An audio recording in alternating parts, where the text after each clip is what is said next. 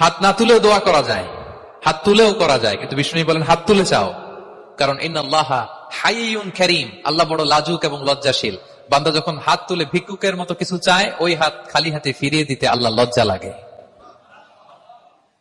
হাত তুলে চাইবেন। দোয়াতে আল্লাহর নামগুলো ধরে ধরে ডাকুন, ইয়া আল্লাহ, ইয়া রহমান, ইয়া রহিম, ইয়া হাইয়ু, ইয়া কাইয়ুম বিরহমাতিকা আস্তাগীথ।